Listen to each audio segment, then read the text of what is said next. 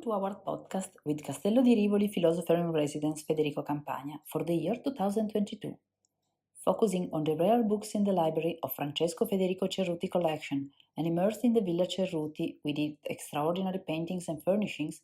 Campagna is investigating, at the intersection between philosophy and visual art, the idea of creative Mediterranean imagination from the late antiquity to the beginnings of modernity. I'm your host, Manuela Vasco from Castello di Rivoli Cerruti Collection Communication Office.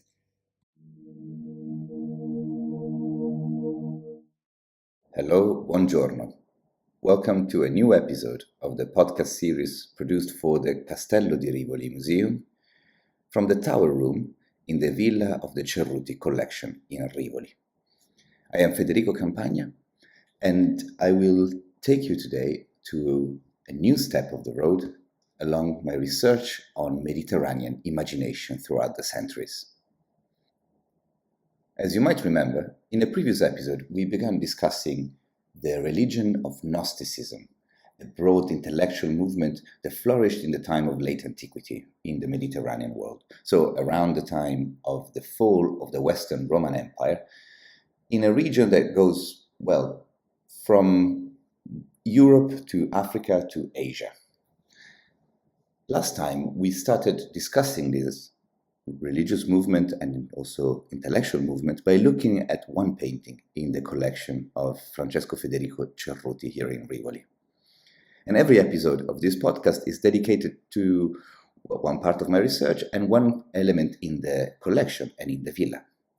Today I would like to talk about another movement of the time of late antiquity, closely related to Gnosticism, although different, much more important in a sense, also in terms of world history.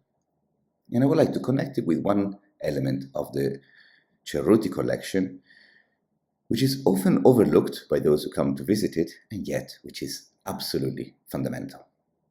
When you go into a museum, you might be concentrating closely on the art that you see around the walls, or maybe the furniture if it is a home museum. And yet the most important thing that you have to consider is that you can see all that because the lights are on, because somebody opened the door at the beginning of the day and turned on the lights, and then closed the door at the end of the day and turned off the light. The people that look after the cleanliness of the building and the security of the building are very important to any experience of a collection such as the Cerruti collection.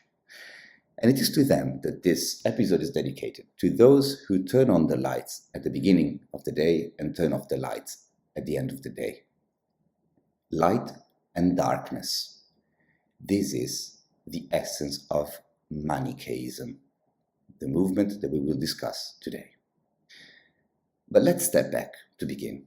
You might remember in the previous episode on Gnosticism that we had left the late ancient Mediterranean world in a state of great distress. There was wars, pestilences, famine, violence, new powers coming up and old powers dying. And the new powers coming up, like the Orthodox Christian Church, were quickly becoming as brutal as the old powers that were fading away. History seemed to have entered a state of frenzied destruction. And the people of that time and of that region of the world started to imagine that the idea of Gnosticism, so the idea that the world is fundamentally a trap, that we are entrapped here, that this is an illusion, a place of evil and pain created by an evil God, while in fact we belong to a realm of goodness and light far beyond the world, and we need to escape this place and get there. Well, it was starting to gain traction at the time. The Gnostics were spreading like wildfire throughout the Mediterranean world of that time, and their communities were flourishing, especially in the urban centers. They were different from the other religions. For example, they had an important role dedicated to women within the religion, who were priests and prophets and officials in the church. But they were also different in the fact that their church was not a hierarchic institution, unlike the Christian church, for example. Yes, they had rituals, they had offices, they had priests, for example, but they didn't take any of this stuff too seriously. They thought that they had to use this worldly linguistic devices because they lived in the world and the truth did not come into the world naked, as they say. But this reliance on the language of the world had to be, done very, very carefully. All that stuff was demiurgic, so belonged to the evil god that created this trap that we call the world. So some of them decided to rebel to the rule of the world by becoming ascetics. So they wanted to take away themselves from the world and to liberate themselves by way of subtraction. They didn't engage in anything that was worldly. Others were instead libertines, and so they decided to transgress the rules of this world by breaking the law, because this world is ruled by the demiurge and his authorities, the archons, and thus the laws of this world are the laws of the demiurge. For example, the law of reproduction, which has to be avoided absolutely and destroyed, but also the laws of politics. You can see why the Gnostics had a very hard time. But this idea that every person is in a way a resistance fighter against a god, and that every person is engaged in a cosmic war between two universal principles, light and darkness, ignorance and wisdom, good and evil, this is a much older idea than Gnosticism. It stretches back to the 7th century BC, when the Persian prophet Zarathustra created a new religion called Zoroastrianism. According to this message, the universe is traversed by an all-out war between Ormuzd, the god of light, goodness and knowledge, and Ahriman, the lord of darkness, evil and ignorance. Every person has to take sides in this cosmic war, and the final outcome will be, well, not decided, because it is fundamentally decided in advance, but there will be a progress towards the final outcome depending on our words, our deeds, and our thoughts. This extreme dualist view of the universe as a battleground, dualist means with two principles, is typical of what was going to be the last and the longest lasting among the Gnostic religions of late antiquity, the one that we are observing today, Manicheism. Now, the name Manicheism might resound to you because it is an expression that is still used today, usually disparagingly. Somebody is a Manichean if they simplify and see everything in terms of good and evil, with nothing in between. But Manichaeism was much more than that. And you can see how it's now used disparagingly because, once again, belongs to the defeated religions of history. For one thing, Manichaeism was one of the 4 major universal religions, one of the only 4 that have ever appeared in history, together with Buddhism, Christianity, and Islam. Like these other 3, Manichaeism preached a gospel of salvation addressed to all people, regardless of ethnicity, geography, or anything else. But unlike Buddhism, Christianity, and Islam, Manichaeism didn't have any desire to present itself as either a very original religion or as the final form of the religion. On the contrary, it blended with all the religions around itself, and as it started spreading throughout Eurasia and Africa, it started to combine also with the local religions. For example, the prophet of Manichaeism, a man called Mani, called himself a successor to Buddha, Zoroaster, so Zarathustra, and Christ. And his disciples described him as Maitreya, so the Buddha of the future, as the son of Zarathustra, and as the Paraclete, so the helper or the advocate, the Holy Spirit of the Christians, the one that will come after Christ. Also, Manichaeism is different from the other Gnostic cults. Yes, it sees the universe as a fight between light and darkness, but it is characterized by an optimistic view of the world. The universe is full of evil, yes, and we are engaged in a mortal combat against darkness, and we must ultimately escape the world. It doesn't end here, but for Mani, the world is not the evil creation of an evil demiurge. It is something very different, and something that in the view of Mani is not a cage but it's just the trampoline and at the beginning of a wonderful adventure. So let's have a look now at the world story told by Mani. It is incredible. It's almost a fairy tale, both in its plot and in the way in which it turns around the objects of our everyday reality. And it is an incredible cosmology as well. So according to this story, let's begin. In the beginning, the universe was divided between the realm of pure light and that of pure darkness. The two principles existed in total separation, until one day, the darkness, which is agitated by its own turbulent nature, decided to attack the realm of light. So the god of light, called Zurvan, to defend itself, evoked a warrior to withstand the assault of the Lord of Darkness and his authorities, the Archons. This is similar to Gnosticism. So Zurvan created a warrior of light, and this warrior of light, called Ormazd, was the archetype of the primeval man, and he was endowed with a special armor of light composed of the 5 elements of his soul. Ormazd, the warrior of light, traveled to the borders of the realm of light, where he met the incoming force of darkness. The fight there was terrible, and it ended with the defeat of Ormazd and his capture by the Prince of Darkness. So, to remediate this defeat and to rescue his champion, Zurvan evoked another being, Mithra, and sent him to the place where Ormazd was held prisoner. Mithra managed to rescue Ormazd, but he failed to take back also his armor of light, which was fundamentally his soul. But Mithra didn't lose heart. He started to create an enormous mechanism that would eventually allow him to recuperate the light that was still in the hands of darkness. This mechanism that is necessary to extract the light from the darkness is the universe, the cosmos, and especially the planets and the stars.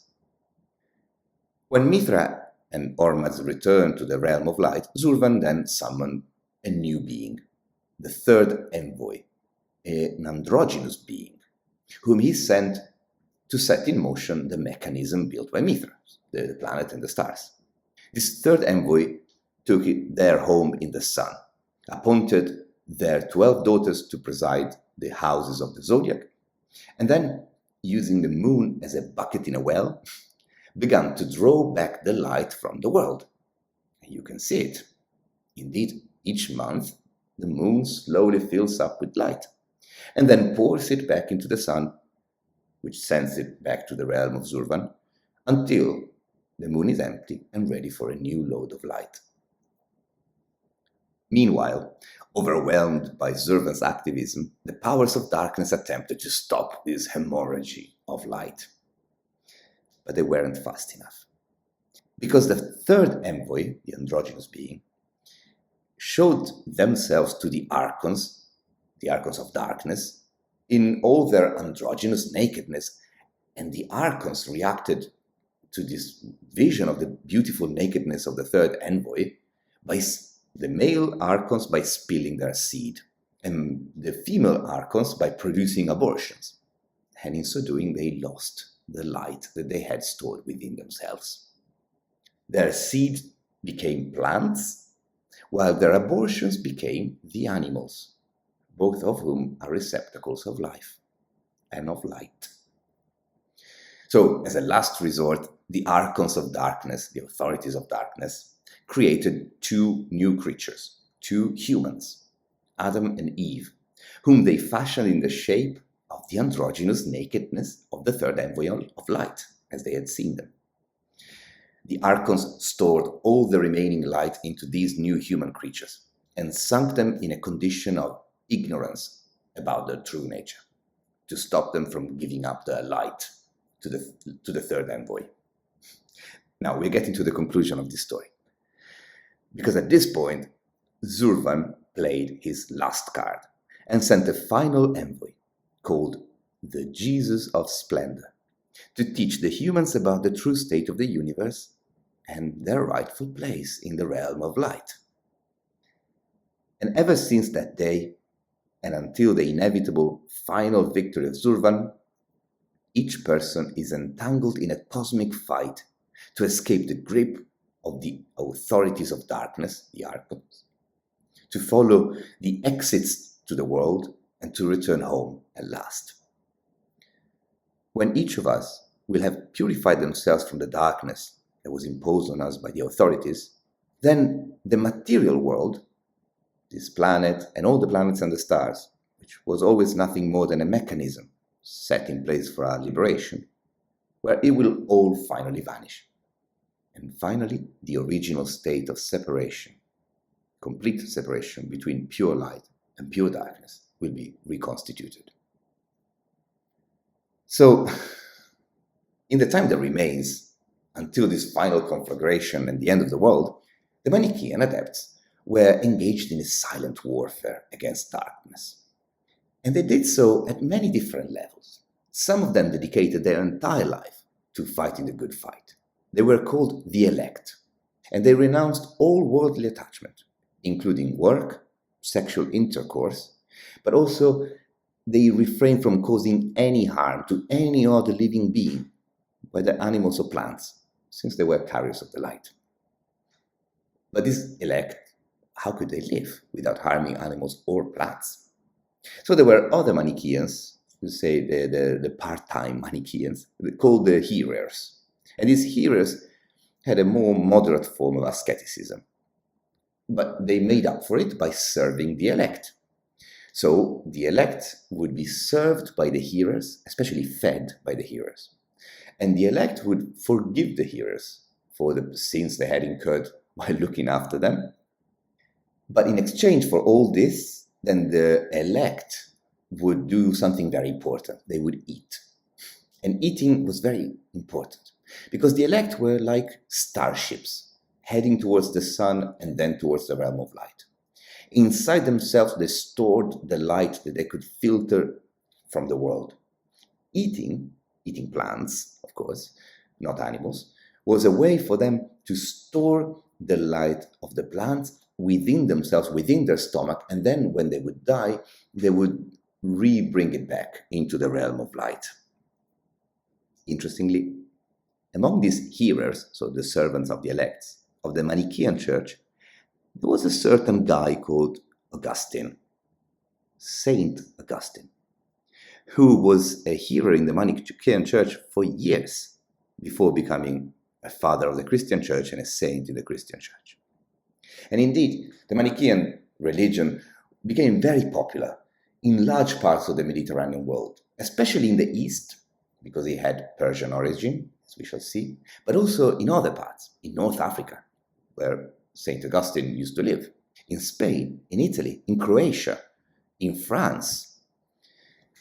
Manichaeism was a religion that wanted to travel widely.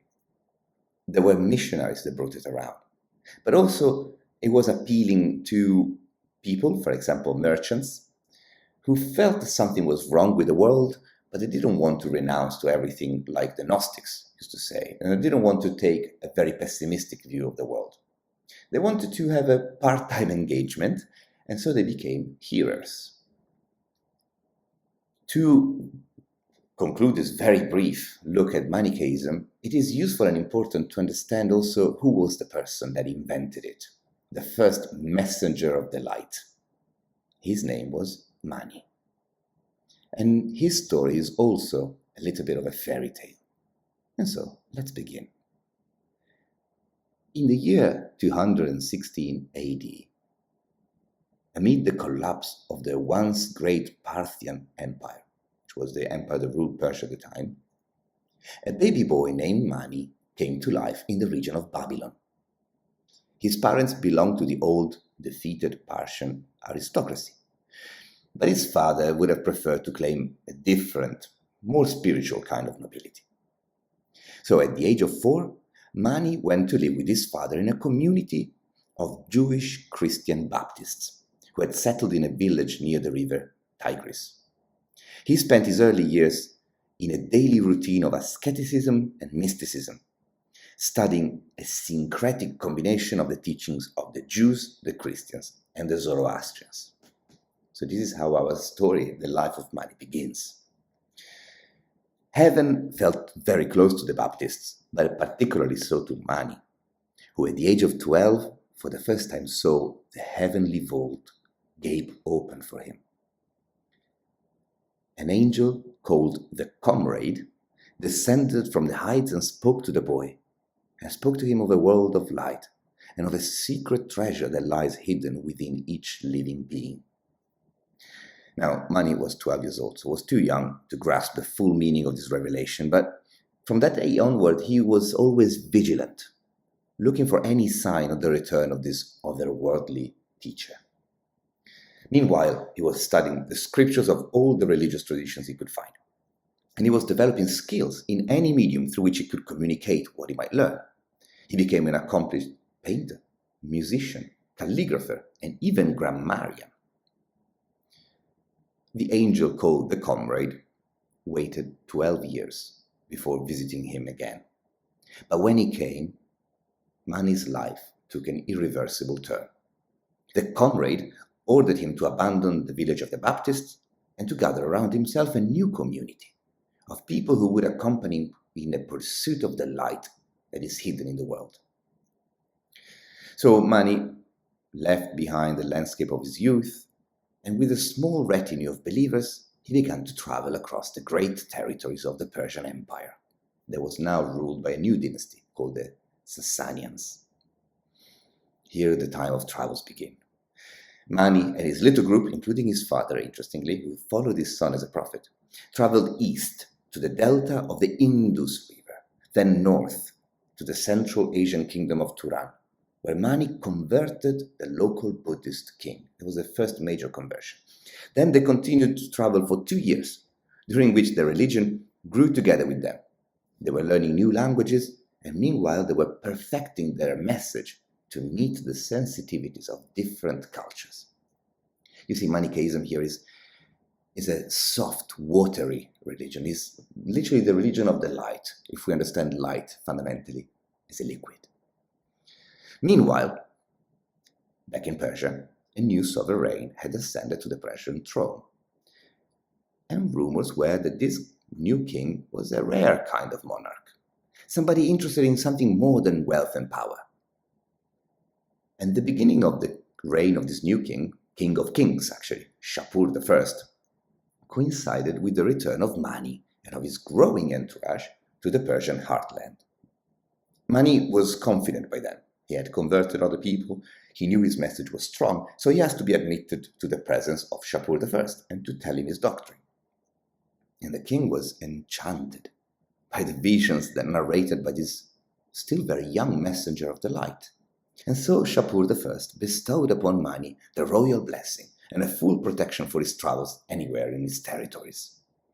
This protection extended to anyone who would travel in the name of Mani, and accompanied the first missionaries sent by the prophet to the western lands of Egypt, Syria, and Armenia. The message of the light was spreading like wildfire, winning over the hearts of people and nobles of many a kingdom, including, for example, the heart of Princess Nafsa, the sister of the legendary Queen of Palmyra, Zenobia, who was among the first converts to Manicheism. Mani told his missionaries to remain flexible in their doctrine, and to always adapt their teaching to the existing cultures and beliefs of the local people. As long as the fundamental ideas of the revelation remained unaltered, there was no problem adapting the letter of his message to each different context. And Mani himself, for example, reformed the Aramaic alphabet to make sure that his own writing in Aramaic would be easily translatable in many other languages from the surrounding regions. And here, like in every fairy tale, something changes. The wheels of history spin forward one more round. The benevolent King Shapur I died in the year 272. His immediate successor reigned for 1 year only, and by 273 AD, the new king, Bahram I, ascended to the throne of Persia. Mani incautiously paid little attention to what was happening at court. He wanted to continue his travel, to go east, further east than he had previously been. But just as he was about to leave for a new expedition, the royal police came to meet him. Mani was ordered to reach the court of the king without delay, because the king wanted to speak to him. Mani felt somehow that this was not a friendly invitation, and so he bade farewell to the mass of his disciples. And in fact, once he reached the royal court, Mani immediately met an incredible hostility from the Zoroastrian priests, so the priests of the Zoroastrian religion, which was the official religion of Persia. The priests accused him of spreading falsehood that threatened to erode the foundations of their tradition. And the king, Warham I, asked Mani, how did he dare to present himself as a prophet? He said, literally, we found this in a text, how come God gave his revelation to you, while he did not reveal the same to me, who I am the Lord over the whole country? So asked Warham. And Mani replied, it is God who is the Lord. Dangerous reply. Attacking the Zoroastrian tradition was bad enough, but belittling the authority of the King of Kings was nothing short of sedition. So the royal police seized Mani and bound his hands and feet with metal chain. Then they continued wrapping more and more chains around his body, until the prophet was overwhelmed by their weight. Mani was left on the floor, barely breathing, surrounded only by a few brave disciples who dared to show their allegiance to him. It took Mani 26 days of agony under a crushing load of metal to finally die in what had been, to all effects, his crucifixion.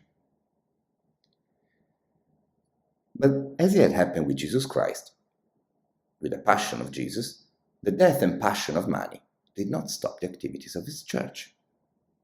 Messengers of the light, turning on the light at the beginning of the day, continued to travel widely, irradiating from the new holy see of the religion in the city of Ctesiphon in Iraq. They established new strongholds in Egypt, and then from there to the westernmost frontier of Africa. Then they traveled up to the Iberian Peninsula and back through Gaul, France, Rome, and Dalmatia, Croatia, leaving behind a trail of adepts. Everywhere they went, however, their success was counterbalanced by a growing opposition from the political authorities. In the Roman lands, they were opposed first by the pagan emperors, who distrusted this Persian religion, and then by the Christian emperors, who saw them as heretics. So Manichaean believers were arrested, sent to forced labor, deprived of their possessions, and if there were leaders in their community, they were burned together with their sacred scriptures. The Christians eventually succeeded where their pagan predecessors had failed. So by the end of the 6th century, the Manichaean church was virtually extinguished anywhere in Europe and North Africa. It would take centuries for it to flare again, very briefly, with the Bogomil sect in Bulgaria in the Balkans and with the Cathars in southern France. Both times, the light of Manichaeism would be extinguished by the official church in a bloodbath. Back at home in Persia, things didn't go any better. The Sasanian kings pushed them out of their domains, further to the east. The holy see of the Manichaean church had to move to Samarkand, in modern-day Uzbekistan, until a new wave of persecutions, this time under the Islamic rulers of the Middle Ages, pushed the center of gravity of Manichaeism even more to the east. It was only in the 8th century that the seekers of the light managed to find a heaven and a little peace among the Uyghur people of Chinese Turkestan, near modern-day Mongolia. There, Manichaeism was allowed to prosper, and for a period of time, it was even raised to the status of state religion of the Uyghur kingdom. Manichaean missionaries began to travel once again. Some went north to Siberia, some east to the heart of the Chinese Empire. They were welcomed at the court of the Chinese emperors Wu Zetian, and some of them engaged in public discussions with peers from the currents of Buddhism, Taoism, Confucianism. The message of Mani, where Jesus Christ and Zarathustra and Buddha walk hand in hand, seemed to have found a last fertile soil in the distant Chinese lands. But history, as always, had in store a different plan. At the beginning of the 13th century, the Mongol armies led by Genghis Khan broke through the northern frontiers of the Uyghur and Chinese empires, and from there they spread at galloping speed in all directions. In a matter of years, the Mongols took full control of China, Central Asia, and even of large parts of the Middle East.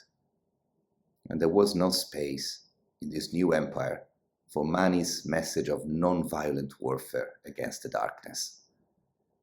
The flame of the Manichaean Church was finally extinguished once and for all.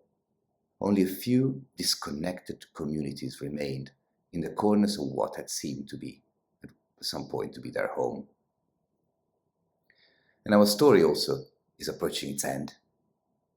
We'll make it end in 1292, when the Venetian traveler Marco Polo and his uncle Maffeo Polo stopped at the city of Fuchao on the southeastern coast of China, in front of the island of Taiwan. A local man, a learned Muslim, told the Polos that in the city there was a group of people who they might have liked to meet. Nobody knew their religion, because they didn't worship idols, they didn't worship fire, and they didn't follow the precepts of Mohammed or of Christ. So Marco and Maffeo, curious as ever, asked to be introduced to these people, but these mysterious believers were not so keen to meet. They feared that these two Venetian travelers were in fact police agents, sent to discover their secret and to punish them. It took them weeks of convincing, until the Polos finally gained the trust of these people and they were allowed within their community. And there they learned that their religion dated back over 700 years, but that it had been banned for so long that there were no longer any teachers left to guide their faith, and that even the name of their religion had gone lost. All that was left to these people was a handful of books, which they used as the spiritual compass. Marco and Maffeo, who could speak many languages, read the books, translated a few pages, and to their great surprise, they discovered elements from the Old Testament. So they thought, clearly these people are long-lost Christians, pushed by the accidents of history to the easternmost frontiers of the world. They told them that as Christians, they would get imperial protection, and that they would no longer have to fear police repression.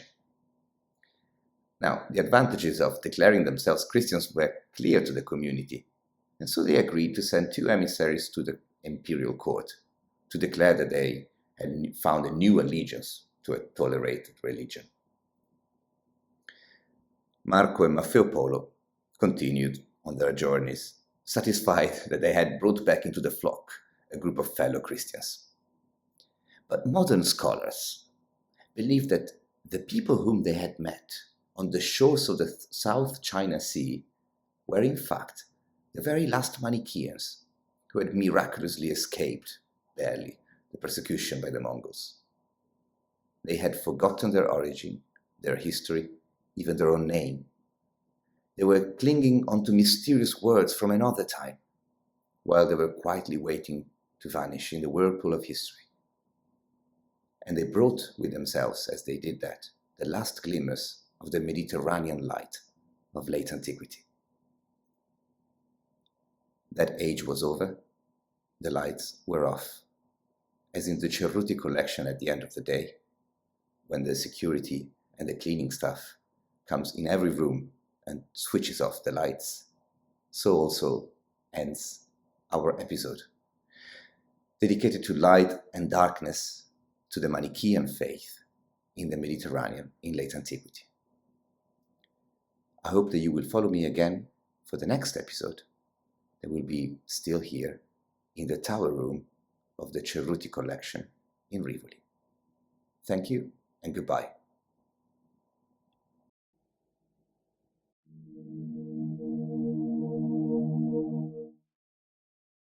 I thank you all for being with us. I'd also like to thank you Regione Piemonte, Fondazione CRT, Città di Torino, Città di Rivoli, and our partners Fondazione Campagna di San Paolo, Intesa San Paolo Gallerie d'Italia, and Fondazione CRC. Our digital programs are all made possible thanks to Fondazione Compagnia di San Paolo. We look forward to welcome you again next month for this exciting series of podcasts with the philosopher Federico Campagna.